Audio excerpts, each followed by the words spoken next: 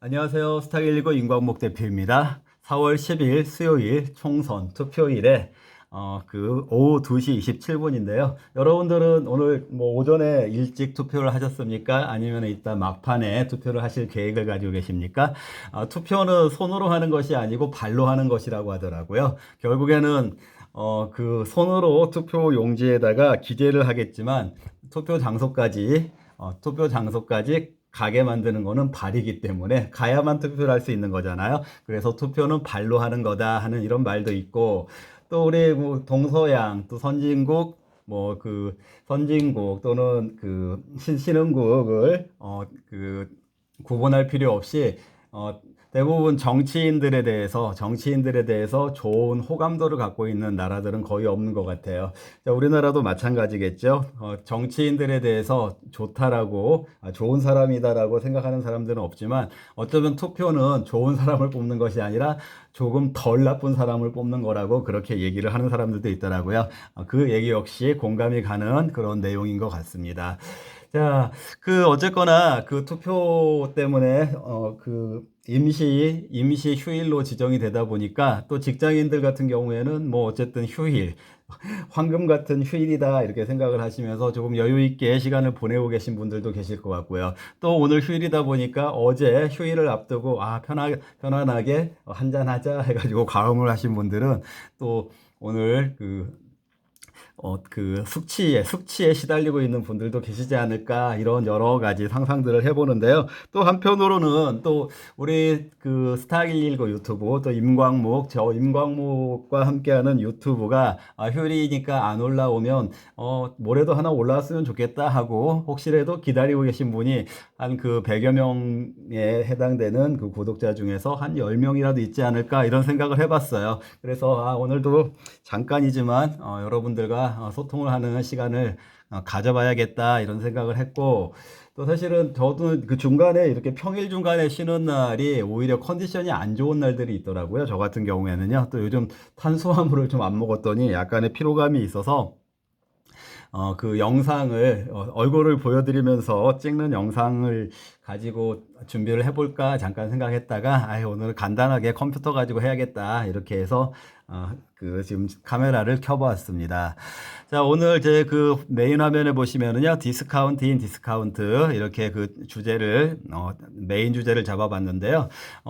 여러분들은 우리나라에 한 4천 개 정도 되는 코스닥, ETF, 또 코스피, 그런 종목들이 있고, 지금은 외국에 있는 각종 금융 상품들까지 같이 거래를 할 수 있으니까, 정말 굉장히 많은 종목들 또는 ETF 이런 것들을 매매할 수 있는 기회가 있다 보니까, 어쩌면 돈만 많으면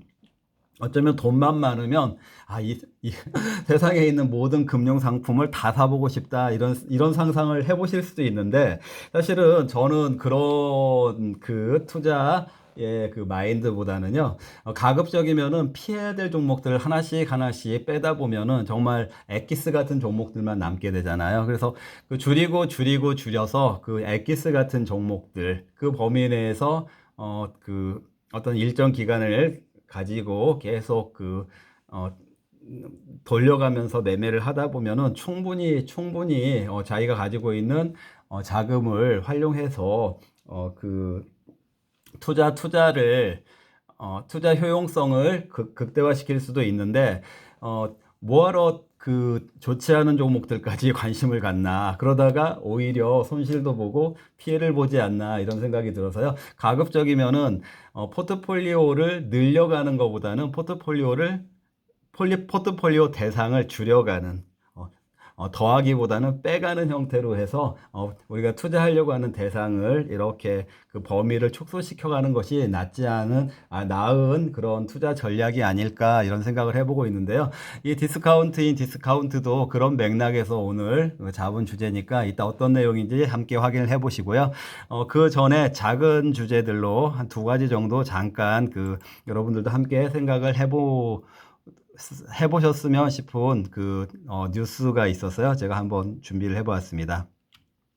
첫 번째, 그 애플 관련된 뉴스가 있었는데요. 애플이 지금 그 비전 프로라고 할 거예요. 그 XR 그 기기 있잖아요. 이렇게 우리 영화관 가도 예전에 그 3D 같은 거 할 때 안경 이렇게 쓰고 보는 것처럼 그 비전 프로라고 해서 그 XR 증강현실, 확장현실 그 웨어러블 그 기기인데 아니나 다를까 이 기기를 사용하면 그 좀 어지러움을 호소하는 사람들이 생겼다고 해요.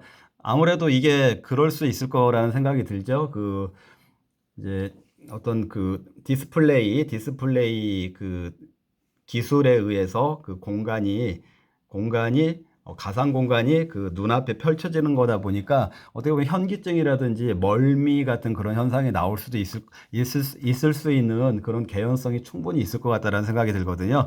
그래서 이렇게 우리가 XR, AR 이런 그 테마들 디스플레이 관련된 또는 카메라 관련된 이런 그 기술인데 이 비전 프로의 이 어지럼증을 호소한다라는 거는 일단 악재라면 악재일 것 같아요. 그래서 이 XR이라든지 메타버스라든지 이 증강형 현실이라든지 이런 부분들에 있어서 어떤 부작용 같은 것들을 이제 그 해소를 하고 가야 된다. 그래서 일단 이런 그 기술에 있어서 보완을 해야 될 그런 부분들이 나왔기 때문에 아무래도 이 XR이라든지 증강현실이라든지 아니면 메타버스라든지 이런 테마에 있어서 우리가 너무 급하게 접근할 필요는 없겠다. 이런 문제점들이 어떻게 보완이 되는지, 어떻게 해결이 되는지, 이런 관점에서 조금 이렇게 살짝 거리를 두면서 조금 관망을 해볼 필요가 있겠다. 이런 그 투자 관련된 그 지혜를 여러분들께 한번 말씀을 드려보는 것입니다. 그리고 또 두 번째로요.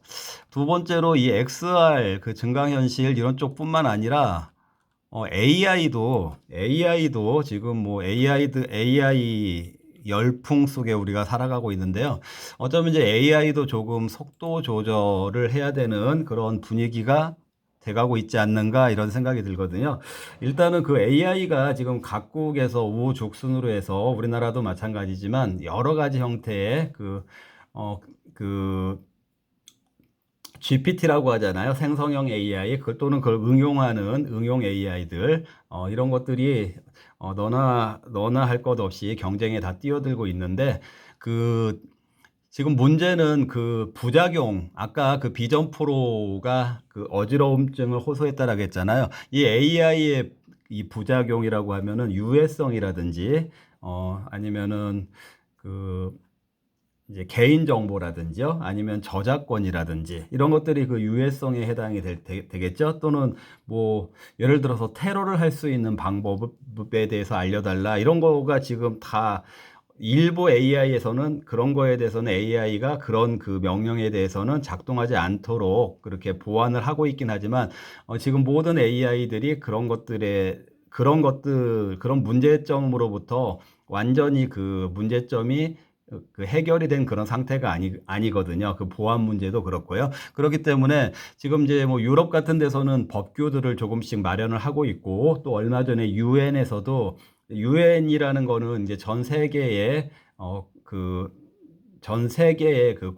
공동의 목적을 위한 그 기관이니까 어떤 그 규범이라든지 법규라든지 이런 거를 제정을 해야 된다라는 그런 이제 시사를 유엔에서도 발표를 한 바가 있고, 또 이제 현실적으로도 AI를 적용하다 보면 여러 가지 문제점들이 지금 나오고 있기 때문에 AI 역시도 조금 속도 조절 가능성이 있지 않을까. 그러다 보니까 AI 열풍 속에 너무 급하게 뛰어들지는 않으셨으면 좋겠다. 그리고 보니까 오픈 AI 같은 챗 GPT 아시죠? 챗 GPT를 만든 오픈 AI 같은 경우도 지금 그 내부의 변호사들을 굉장히 많이 선임을 하고 있다고 해요. 그만큼 이제 법적인 문제들이 이슈가 될 가능성이 있으니까 여러분들 AI를 바라보는 그 속도도 조금 조절을 해보시면 어떨까 이런 생각을 해보았습니다. 자, 디스카운트. 이게 뭔지 한번 여러분들하고 같이 한번 보시겠는데요. 일반적으로 이 디스카운트가 여기서 제가 이제 디스카운트 인 디스카운트는 샵인 샵이라는 말 들어보셨죠? 샵 인 샵. 가게 안에 또 가게잖아요. 그렇죠? 예를 들어서 미용실 안에서 그 액세서리를 판다라든지 이런 게 이제 샵인샵 개념인데, 디스카운트 인 디스카운트니까 디스카운트가 되는 안에서 또 디스카운트, 이런 개념이잖아요. 제가 오늘 이제 중국 기업들 좀 얘기를 하려고 하는데, 제가 최근에 그 중국에 대해서 여러분들도 아시지만 굉장히 좋게 얘기를 하잖아요. 저는 저번에도 말씀드렸지만 그 중국의 양회 중에 하나인 CPPCC, 그 공산당 최고위층, 그 엘리트들하고 같이 식사할 기회도 있었었고, 회의할 기회도 있었었고, 우리 한국의 주한 그 대사관 직원들하고도 가끔 이렇게 만났었다고 했잖아요. 정경련에 근무할 때요. 그리고 그 사람들 굉장히 인성도 좋고, 또 쇼맨십도 좋고, 영어도 잘하고, 굉장히 좋은 면이 많이 있는 민족이라는 거는 맞고, 그리고 또 최근에 이제 엊그제 제가 방송에서 말씀드렸던 것처럼 중국이 경기가 소비 진작을 중심으로 해서 경기가 좋아지는 그런 흐름을 보이고 있기 때문에 우리 포트폴리오에도 중국 관련된 주식을 좀 넣어놓을 필요가 있다, 이렇게 말씀을 드렸었지요. 자, 그런데 오늘 말씀드리는 중국 이야기는요. 제가 그런 긍정적인 면이 아니고 부정적인 면을 말씀드리는 거고, 잘 들으셔야 돼요. 오늘 지금 말씀드리는 그 중국 기업 이야기는요. 어떤 이야기냐면은 한국의 코스피나 코스닥에 상장이 돼 있는, 그러니까 한국 증시에 상장이 돼 있는 중국 기업들 이야기를 좀 하려고 하는 거예요. 자, 그래서 왜 디스카운트인 디스카운트라고 했냐면은, 이쪽에 있는 디스카운트는 한국 증시가 디스카운트를 당하고 있잖아요. 한국 증시가 디스카운트를 당하고 있는데, 그 안에서 또 중국 기업들은 디스카운트를 당하고 있는데, 그 이유를 좀 여러분들에게 설명을 드리려고 하는 거예요. 한국 같은 경우에 한국의 디스카운트 요인은, 자, 한국 디스카운트, 이런저런 이유가 있겠지만, 그래서 밸류업 얘기도 나오고 있긴 하지만, 일단 한국은 여러분도 아시겠지만, 지정학적 리스크가 있잖아요. 그렇죠? 지정학적 리스크가 있고, 그리고, 또 하나 중요한 것이 한국은 자원이 없어요. 자원이 없다. 이 두 가지가 한국 디스카운트의 가장 기본적인 요인이라고 할 수가 있겠죠. 지정학적, 이제 북한하고의 문제겠죠. 그 리스크와 우리 한국은 자원이 없다. 그렇기 때문에 똑같은 조건의 기업이라고 하더라도 조금 다른 선진국에 비해서 디스카운트 요인이 있는 게 한국 디스카운트의 요인인데, 이 한국에 상장이 돼 있기 때문에 그만큼 그 디스카운트가 작용하고 있다라는 거죠. 예를 들어서 삼성전자가 나스닥이라든지 이런 데 상장이 돼 있으면은 주가가 그 시가총액이 훨씬 높게 반영이 됐을 수도 있어요. 그런데 이제 삼성전자가 이제 한국 증시에 상장이 돼 있기 때문에 다른 IT라든지 다른 기술주들에 비해서 디스카운트를 당하고 있다. 이런 예가 바로 이제 한국의 디스카운트가 되는데, 자, 이런 한국 증시 자체가 디스카운트가 있는데, 한국 증시에 상장이 된 중국 기업. 한국 증시에 상장이 된 중국 기업은요, 그 디스카운트 속에서 또 디스카운트가 돼야만 한다라는 걸 말씀드리는 거예요. 무슨 얘기인지 이해가 되셨죠? 한국 증시 자체의 디스카운트 속에서도 또 그 안에 상장이 돼 있는 중국 기업들은, 그러니까 홍콩이라든지 중국 상해라든지 이런 데 상장돼 있는 주식 말고요. 한국에 상장이 돼 있는 중국 주식들은 디스카운트에서도 더 디스카운트를 당해야 된다, 이걸 말씀드리는 거예요. 여러분들 무슨 말씀인지 아시겠어요? 그럼 한국에 어떤 주식들이 상장이 돼 있는지 안 돼 있는지 여러분들 잘 모르시죠? 그 주식들을 제가 한번 보여드릴게요. 지금 이거는 제가 포트폴리오를 소팅을 해놓은 거예요. 여기 보시면은 엊그제 매매했던 한동훈, 이재명 이런 식으로 제가 관련 자동차, 여기 동금은, 그다음에 SSD, XCL, 치과, 무상증자, 그다음에 특이 관계 뭐 이런 식으로 해가지고 제 나름대로 이제 소팅을 해가지고 저도 추천을 해야 되니까 관리를 하고 있는데 여기 보시면은 여기 색깔로 표시되어 있는 거 보면은 비추 중국이라고 해놨잖아요. 그러니까 비추 중국. 그러니까 추천하지 않는다라는 의미예요. 중국 기업들은 추천하지 않는다 이렇게 해서 일부러 여기에 이렇게 소팅을 해놨어요. 왜냐면은 이런 종목 이름들이 여기에 이렇게 구분 안 해놓으면은 이게 중국 주식이 아닌 줄 알고 저도 사고를 일으킬 수가 있기 때문에 여기에 이제 중국 기업들 주식으로 이렇게 표시를 해놓고 나서 아예 비출을 한다 이렇게 표시를 해놨는데 꽤 많아요. 크리스탈 신소재, GRT, 어, 윙이푸드인가요? 윙이푸드, 그 다음에 글로벌 SM, 컬러레이, 이스트 아시아나홀, 뭐 이렇게 많은데, 여기 주가들 보시면 102원, 83원, 204원, 114원, 92원, 가관도 아니잖아요. 이게 지금 한국에 상장이 되어 있는 주가가 이렇다는 거예요. 정말 가관도 아니죠. 근데 제가 오늘 사실은 이 주제를 선정한 이유가 있어요. 여기 보시면은 글로벌 SM이라고 보이시죠? 보이시나요? 여기 보시면은 글로벌 SM이라는 주식이 보이실 텐데, 제가 이 주식을 어제 우리 구독자분하고 잠깐 통화할 일이 있었어요.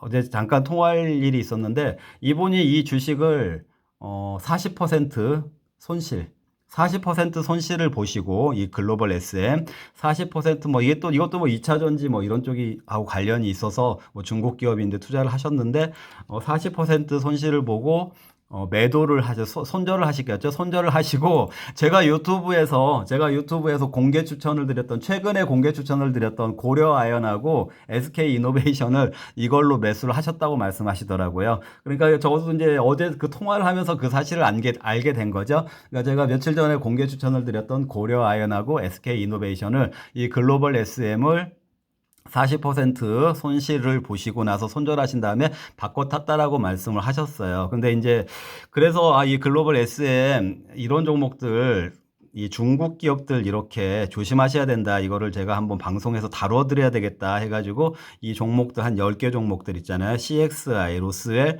형성그룹, 그다음에 오가닉, 티코스의 골든 센츄리. 이 회사들을 그냥 나름대로의 그 업종만 보면은 괜찮아 보여요. 하는 그 사업들이요. 그런데 여러분들이 조심을 하셔야 되는 이유들은요.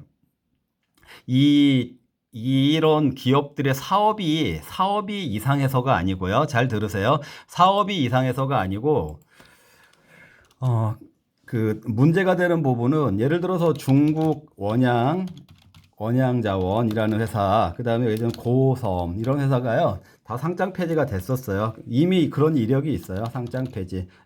자, 중국 원양자원 같은 회사 좀 제법 괜찮았어요. 그 재무제표 보면 흑자가 계속 났었고 뭐 거기 원양어선 뭐 이런 거잖아요. 그러니까 흑자가 보면 우량기업처럼 보였어요. 재무제표 상으로 봤을 때는요. 그런데 상장 폐지됐죠. 이 고섬은 상장된 지 2개월 만에 상장 폐지됐어요. 무슨 말씀인지 아시겠어요? 상장이 된 지 2개월 만에 상장 폐지가 됐어요. 자, 그러니까 우량주처럼 보이지만 중국의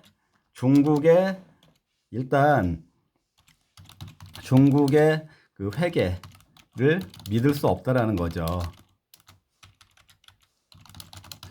이 사람들이 중국 기업이기 때문에 이런 그 회계 처리라든지 이런 부분들을 그 한국에서 하지 않아요. 그냥 중국에서 해가지고 오는 거예요. 그거를 그냥 우리 이쪽 금융 감독기관에다가 제출을 하는 거기 때문에 그게 제대로 된 건지 아닌 것까지 확인할 수가 없잖아요. 근데 한국도 불과 10여 년 전까지만 하더라도 분식 이런 것 때문에 그 뭐 감사 의견 거절 경우에 따라서는 회계법인하고 뭐 코스닥 상장사하고 살짝 결탁이 돼가지고 그런 거를 봐주고 넘어가고 이런 일들이 굉장히 공공연하게 있었기 때문에 지금은 한국 같은 경우에는 그 코스닥 그 감사 회계법인을 자기들이 하고 싶은 데다가 선정 못하게 법이 바뀌었어요. 무슨 얘기인지 아시겠어요? 예전에는 자기들이 회계법인 구미에 맞는 데를 선택해가지고 거기에 맡겼는데 지금은 그것도 자유대로 못하게 막아놨어요. 왜냐면은 그렇게 이제 짜고서나 이제 그런 거짓으로 회계감사를 하는 경우들이 많았기 때문에 그렇게 바뀌었는데 이건 중국 기업들은 중국에서 하고 있기 때문에 그걸 믿을 수가 없잖아요. 그리고 여러분들 그 중국에서 예전에 코로나 통계 같은 거 중국의 통계, 코로나 통계도 그렇고 뭐 수출입 통계 이런 거 안 믿잖아요. 믿을 수 없죠? 코로나 뭐 제로 코로나 이런 거 믿는 사람이 어디 있어요? 그리고 중국에서 발표하는 그런 그 경제 지표들 이런 거에 대해서 100% 신뢰할 수가 없잖아요. 그렇기 때문에 이 중국에서 발표하는 이런 데이터들을 믿을 수가 없다. 회계뿐만 아니라 믿을 수가 없다. 그 다음에 또 이 사람들이 왜 한국에 상장을 했을까? 약간 의구심이 생기잖아요. 그래서 모럴 해저드라고 할까요? 모럴 해저드. 예를 들어서 여기 한국에서 상장을 해가지고 그 IPO를 통해서 대자금을 자기들 회사로 이제 그 유입이 되게 했을 거 아니에요. 그런데 그 자금을 그 중국에 있는 임원들 급여 같은 거 있잖아요. 급여, 임원 과다급여.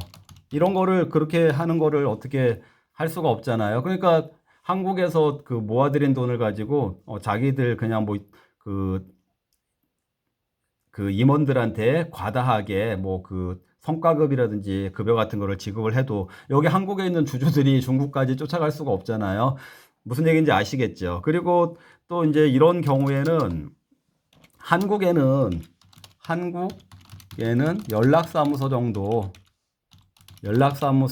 사무소 정도 하나밖에 없어요. 그럼 연락사무소 정도밖에 없으면은 전화도 잘 안 받아요. 무슨 말인지 알겠죠? 전화도 안 받음. 자, 이런 주식에 뭐하러 투자를 하겠어요? 투자하시면 안 된다라는 거 아시겠죠? 그리고 또 이 사람들은 우리나라는 그나마 한국 기업은 한국 증시에 상장돼 있는 한국 기업들은 뭐 그 대주주들 같은 경우에 지분 매도 같은 거 이런 거 이제 잘못했다가는 함부로 뭐 했다가는 굉장히 이제 문제가 되는 부분이 있기 때문에 그렇게 이제 매도를 함부로 안 하잖아요. 근데 이제 여기는 이런 한국에 상장이 돼 있는 중국 기업들 같은 경우는 대주주가 중국 사람이잖아요. 중국 사람, 대주주, 장중, 먹튀.